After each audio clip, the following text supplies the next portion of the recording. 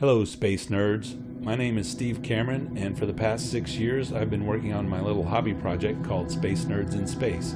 It is an open source multiplayer spaceship bridge simulator so you can captain your starship through space adventures with your crew of friends.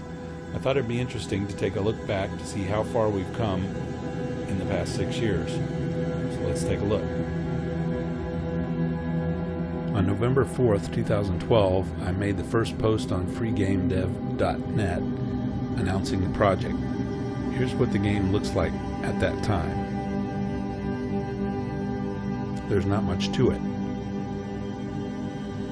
There's a circular navigation radar screen that doesn't actually show anything, and there are blank screens for some of the other screens, and there's a debug screen that shows non-player ships sort of moving about. All these dots you see are the non-player character ships moving about. They're just dots. And that's basically it. Now there is a little bit more than meets the eye here, because I did have the network lobby set up, and this code is already networked, it's already client server, and it's already multi-crew, so you sort of log into a particular ship when you start the game. So even though you can't actually do anything yet, it's already got multi-crew. So multi-crew and the networking was built in from day one. The next day, I implemented driving and shooting, which, as everyone knows, are the two most important activities of a starship captain. At this point, there isn't really anything to see, and there's no collision detection, and your bullets can't impact anything, nor do your bullets ever die. But you can drive and you can shoot. The next month was quite productive. I added several UI elements, sliders, buttons, gauges. On the navigation screen, I added a warp system to travel instantaneously across vast distances.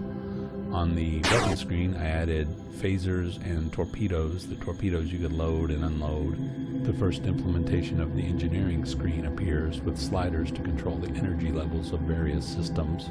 The first implementation of the science screen appears. You can swing a beam around and select objects and get some information about them. The debug screen gets a grid, and the NPC ships get the beginnings of an AI. They just travel towards star bases and then sit around them.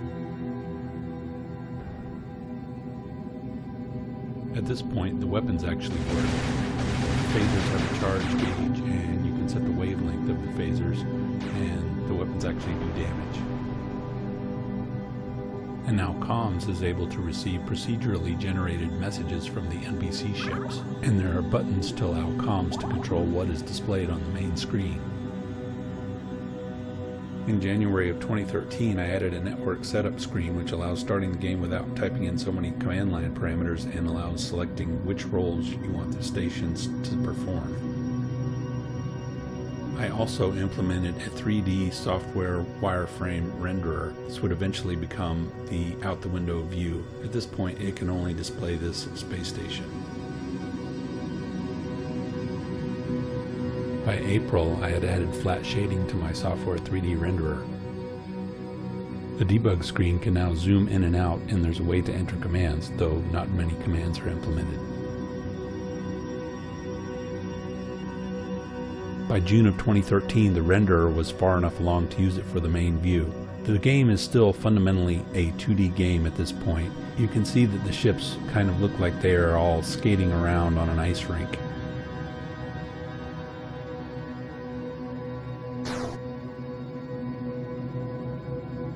By the end of July, the flat shader was working well enough that we could use it in the main view.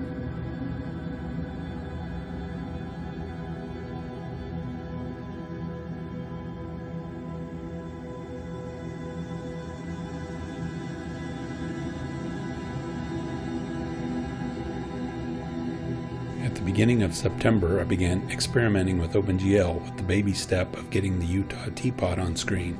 By the middle of the month, I had implemented an OpenGL skybox.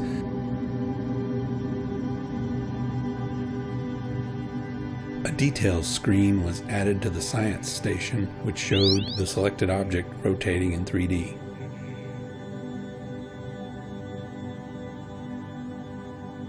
In October, November, and December of 2014, there was quite a lot of thrashing around. There were two things going on. First, I was trying to convert the game from a fundamentally 2D game to a 3D game, and this was pretty tough.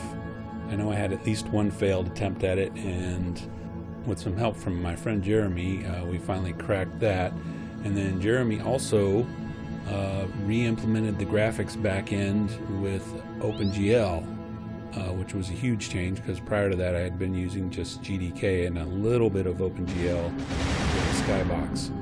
So I really owe a lot to Jeremy for helping out immensely with the conversion to a 3D game, implementing the backend in OpenGL, and also the new nav screen, the new weapons turret, the short-range scanners on Science, all that's Jeremy. The long-range scanners on Science, I did that. And then somewhere in there, we also did the damage control robot. So there was just a ton of stuff going on in that time period, and I'm probably leaving things out.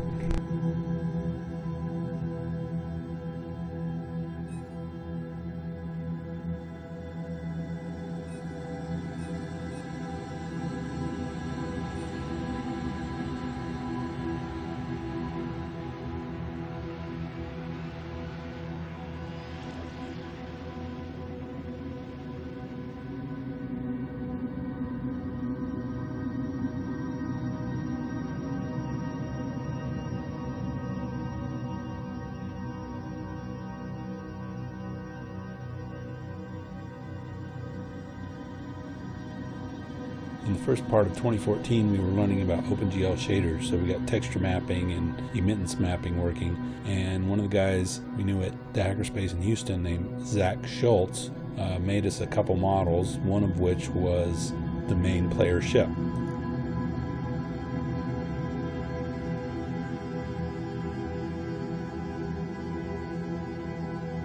In the summer of 2014, I spent a lot of time working on a couple of programs to procedurally generate planet textures. I made one for Earth-like planets and one for gas giants. The Earth-like one works okay. The one for gas giants exceeded my wildest expectations and works fantastically. It uses curl noise for procedural fluid flow from a paper by Robert Bridson. It basically constructs a divergence-free velocity field from the curl of a noise field, and in the case of the gas giant program, it does this on the surface of a sphere, and then it dumps a bunch of particles in and lets them swirl around in this velocity field and produces 6 cube map images from that, which are used for the planet textures.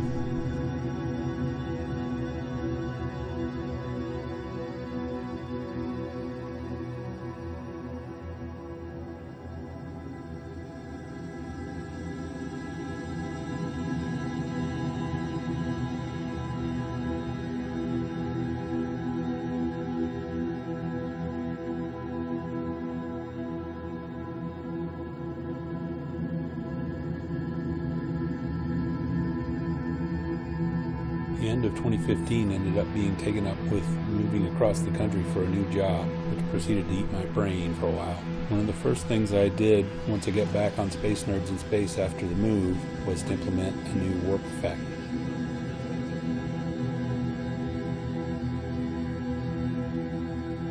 I spent a good chunk of June of 2015 working on an atmosphere shader for the planets.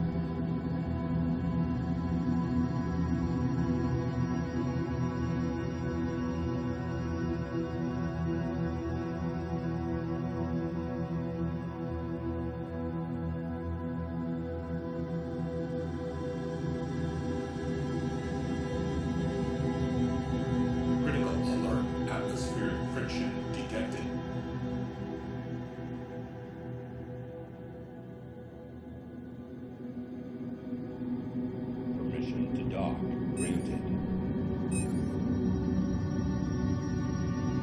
In July of 2015, I added a docking system. The way that it works is you get on comms and you hail the starbase and you request permission to dock. Then you lower your shields, you turn on the docking magnets, and then each of the star bases has docking ports on it, and you just collide with those docking ports in order to dock.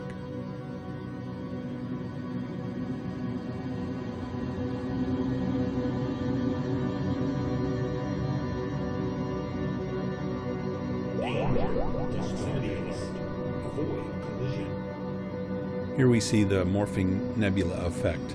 The way that this works is there are a bunch of quads that all have semi-transparent wispy nebula images on them. The quads are all spinning around arbitrary axes, and as the quads face you, they become more opaque, and as they turn edge on to you, they become more transparent. So as they're fully edge on, they're totally transparent. And this way, you get this effect. What you see here is speeded up considerably. They don't normally move this quickly.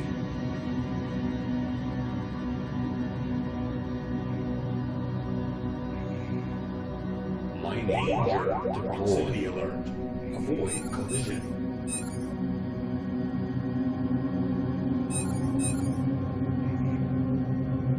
Towards the end of the month, I added a mining system. Your ship has a mining robot that can be launched toward a selected asteroid on the science console. Comms can hail the mining robot and control it. Once launched, the mining robot will head towards the selected asteroid, mine it for a bit, and then return to the ship, where you can stow whatever minerals it has collected in the cargo hold.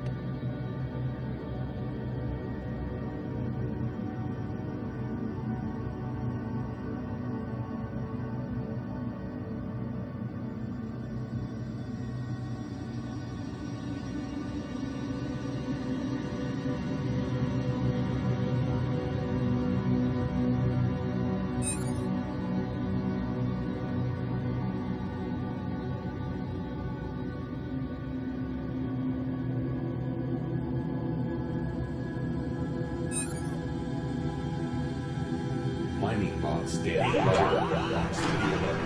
Avoid collision. Danger. Procedural alert. Mining bots slow.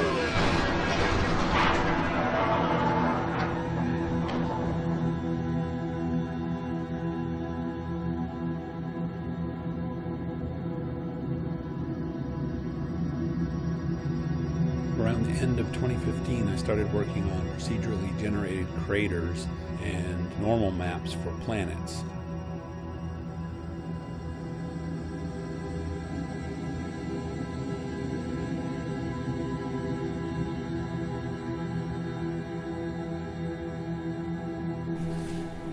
Computer engineering on screen. Main screen display engineering. Computer, set warp drive coolant to 100%. Setting the warp drive coolant to 100%. Computer, set warp drive power to 50%. Setting the warp drive power to 60%. Close enough. Computer, navigation on screen. Main screen display navigation. Computer, set warp drive to 50%. Setting the warp drive to 50%. Computer, main view on screen. Main screen display main view. Computer, set a course for the nearest starbase. Setting course for 00.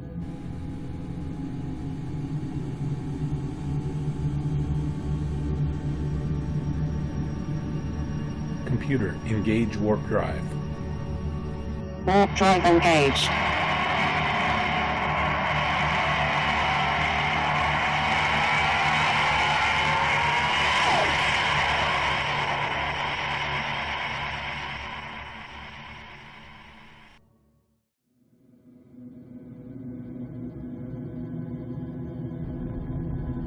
In April of 2016, I pushed a large patch series that introduced warp gates. Warp gates enable travel between solar systems or between SNIS server processes. The way it works is you hail a starbase and buy a warp gate ticket to an adjacent solar system, and then you drive through the warp gate.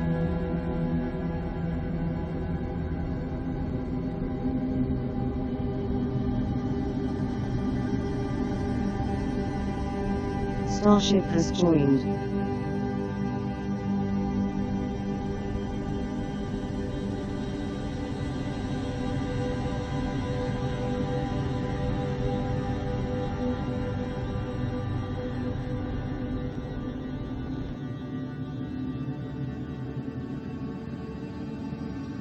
In May, I pushed some code to allow the repair robot to autonomously repair your ship without human intervention.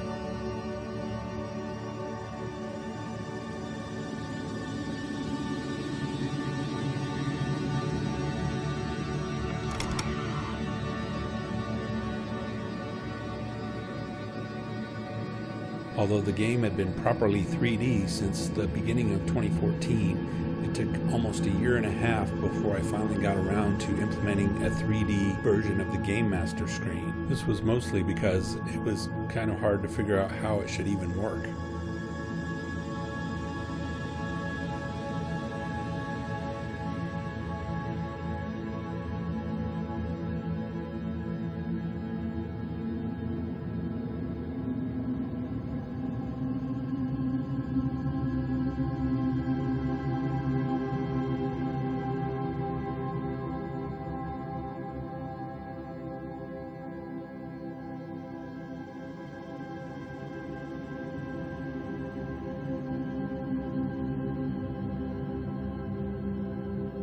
This is what my planetary rings used to look like.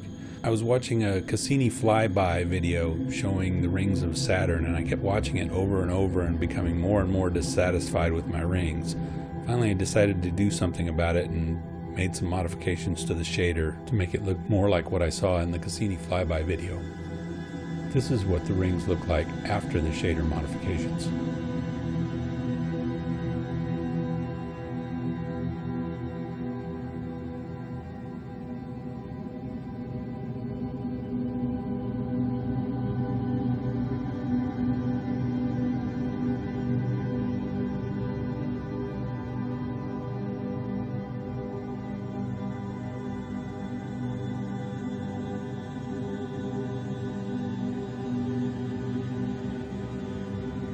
Sometimes players would run out of fuel far from a starbase. In order to give them a way to get out of this jam, I implemented a space tow truck. You can hail a starbase and request a tow truck to come pick you up and tow you to the starbase.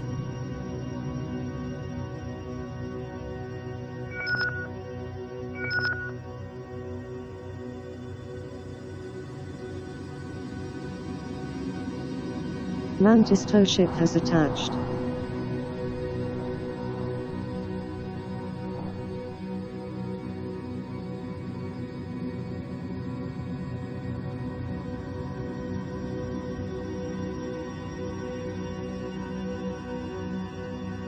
Entering high security area. Disconnected from Mantis tow ship.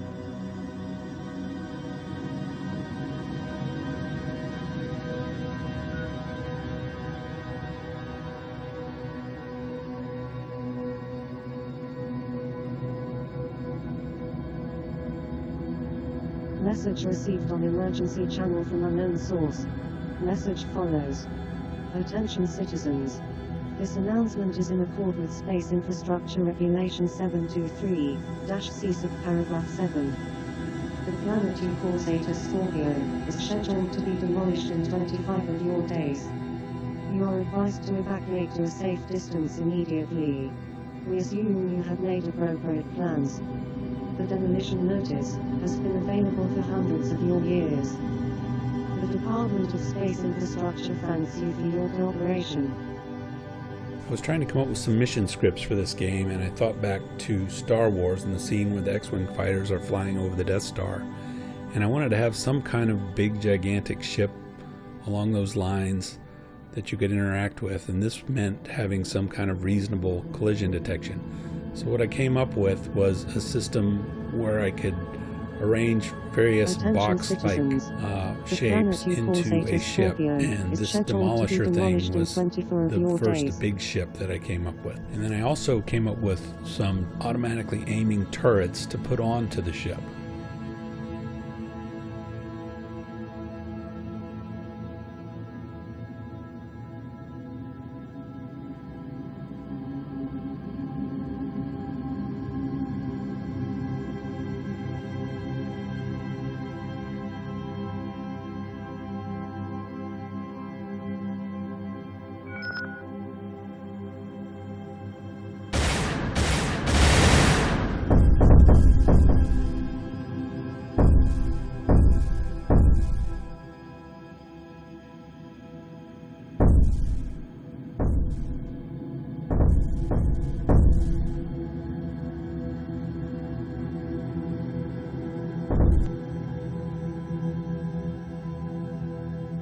Once the warp gate system was introduced, I wanted there to be some way for players to visualize the relative positions of these solar systems. So that's when I introduced the star map.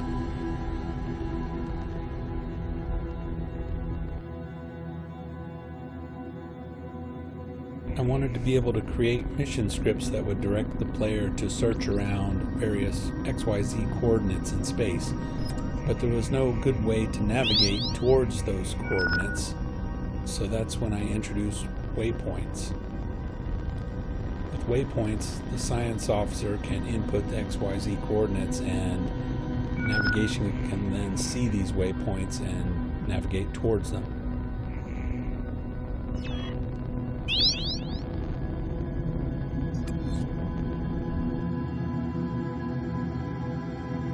Star Trek has the notion of the warp core and a warp core Ejecting the warp core. ejecting the warp core, and so it seemed only fitting that you should be able to eject the warp core. You can also use it as a weapon. If you get the warp core overheated sufficiently, you can then eject it and it will explode, causing damage to any nearby ships.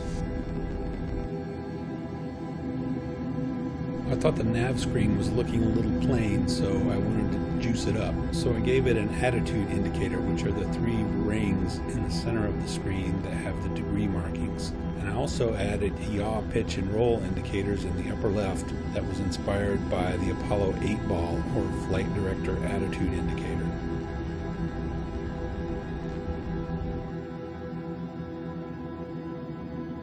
Somewhat concerned that comms didn't have quite enough to do, I hit upon the idea of adding a real-time strategy game into Space Nerds in Space.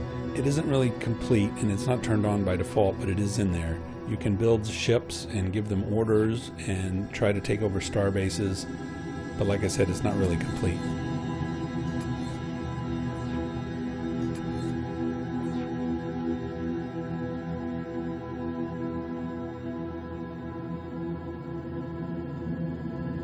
Of course, we have to have black holes. I would like to have a nice interstellar style shader for them, but I don't have that.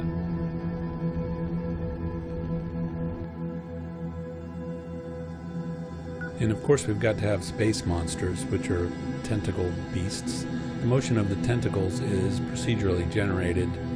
The skin on the space monsters is a static texture, but the texture is a little bit of output from a Gray-Scott reaction diffusion algorithm.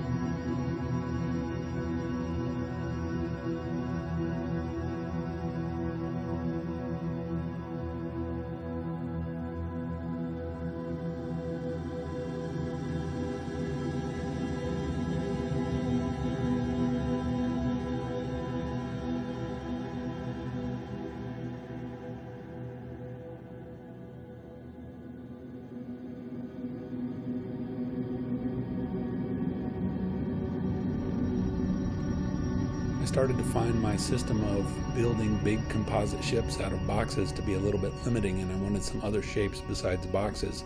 The primary constraint on the shapes is that they have to be easy to do collision detection with. So the next obvious choices are spheres and capsules. Capsules being cylinders with half spheres on the ends. By the way, there's a book by Chrysler Erickson called Real-Time Collision Detection, which I highly recommend. Once I added spheres and capsules, I built this big ship.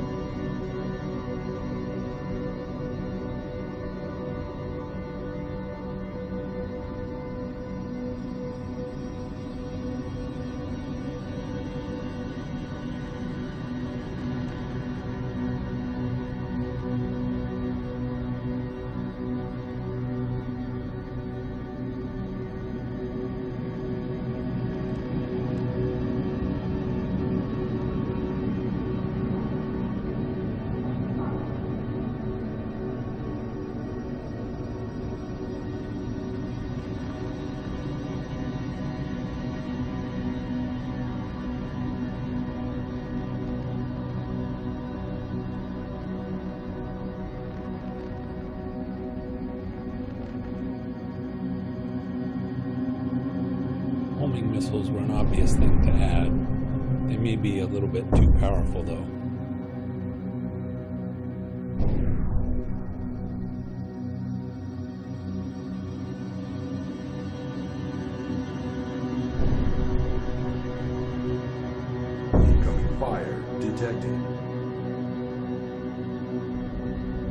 Adding a console to the Daemon screen is an idea that I'd had for quite some time before I finally got around to doing it. On this console you can adjust tweakable variables, you can run Lua scripts, you can see the output from Lua scripts. There's various debugging things. It's just a good utility thing to have around.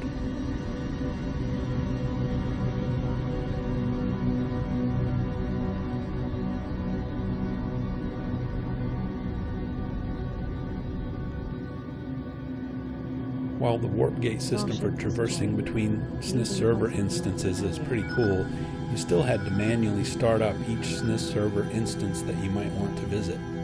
This was a little bit inconvenient. The Auto Wrangler system solves this problem by automatically starting all SNIS server instances for solar systems that are immediately adjacent to the one that you're currently in. This means you shouldn't have to start any SNIS servers other than the very first one.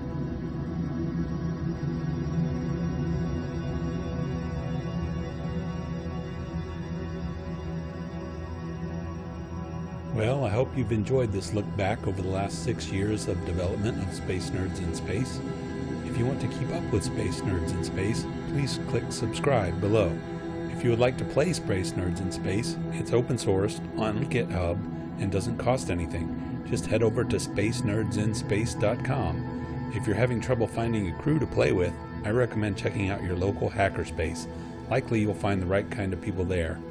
If you'd like to support Space Nerds in Space development, well, of course, pull requests are welcome, or you can head over to Patreon via the link below and become a patron. Speaking of which, I would like to thank all my patrons. Their support helps me to pay for things like DigitalOcean server to host art assets. Thanks for watching. See you next time.